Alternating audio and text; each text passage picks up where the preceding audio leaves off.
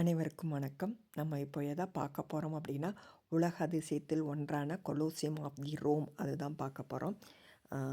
இது வந்து எந்த வருடம் கட்டப்பட்டது அப்படின்னா, கிபி 72ஆம் ஆண்டு த கிங் வெஸ்பேசியன் அப்படிங்கிறவரால் தொடங்கப்பட்டு அவரோட பையன் தி கிங் டைட்டஸ் அப்படிங்கிறவரால் கிபி 80 கட்டி முடிக்கப்பட்டது. இது என்ன அப்படின்னா ஒன்லி ஆடிட்டோரியம், அதாவது அந்த காலத்தில் கிளேடியேட்ஸ்னால் கத்தி கொண்டு சண்டை போடுற வீரர்கள் அப்படின்னு சொல்கிறாங்க. அவங்களெல்லாம் சண்டையிடப்பட்டு மிருகங்கள் எல்லாத்தையும் வந்து சண்டையிடப்பட்டு சண்டை அவங்களுக்குள்ள போட வச்சு ரசிக்கிற இடம்தான், இவங்களுக்கு பொழுதுபோக்கான இடம்தான். ஸோ 4 அடுக்குகளை கொண்டது இந்த ஆடிட்டோரியம். இப்போ நீங்கள் பார்க்குறது பார்த்திங்கன்னா சிதிலம் அடைஞ்சிருச்சு. இதுக்கு மேல் கூரை கிடையாது, ஏன்னா ஆடிட்டோரியம் தான். நடுவில் பார்த்திங்கன்னா இந்த ரவுண்டாக இருக்குது பார்த்திங்களா, அதில் அண்டர் கிரவுண்ட் இருக்கும். இதுக்கு மேலே மட்டும் தளம் இருக்கும். ஸோ இந்த அண்டர் கிரவுண்டில் தான் மிருகங்கள், கைதிகள் எல்லாத்தையும் வச்சுட்டு லிஃப்டெல்லாம் அந்த காலத்தில் வச்சுருப்பாங்களாம். அது மூலமாக அவங்கள மேலே கொண்டு வருவாங்க, கொண்டு வந்து சண்டை போட வைப்பாங்க. மனிதர்கள், பொதுமக்கள் உள்ளே வந்து உட்கார்றதுக்கான நிறையா வழிகள்லாம் இருக்குது. முதல் தளம் தரைத்தளம் வந்து மன்னன் உட்கார்றதுக்கு, மன்னர் அரச பரம்பரைகள் அவங்க உட்கார்றதுக்கு. 2வது அரசாங்க ஊழியர்கள், 3வது வந்து பொதுமக்கள், 4வது வந்து பெண்களுக்காக உள்ளது. இந்த இந்த கட்டமைப்பு அப்படி தான் செய்யப்பட்டிருக்கு.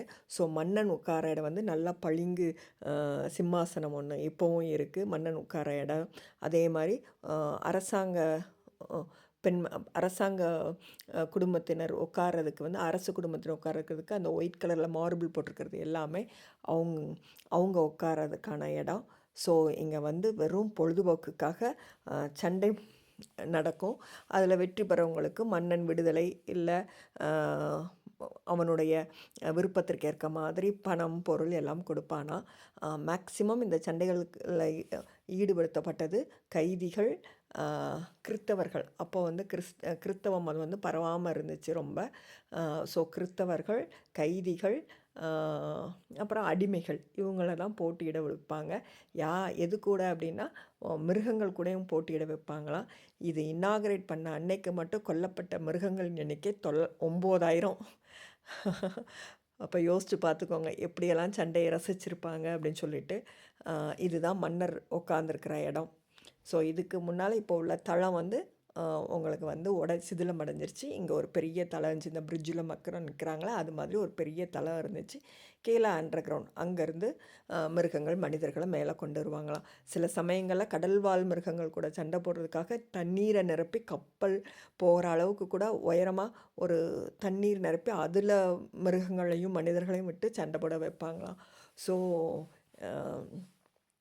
இதுதான் இந்த கொலோசியத்தை பற்றின இன்ட்ரெஸ்டிங்கான தகவல். மிகப்பெரிய பொழுதுபோக்குக்காக கட்டப்பட்டது மன்னர்களால். ரோமானிய பேரரசின் சின்னமாக இப்போவும் விளங்குது. ஸோ எவ்வளோ பழமையானதுன்னு பாருங்கள். அப்போவே எவ்வளோ லிஃப்ட் முதற்கொண்டு வச்சுருக்குறாங்க அப்படின்னா பாருங்கள். தேங்க்யூ.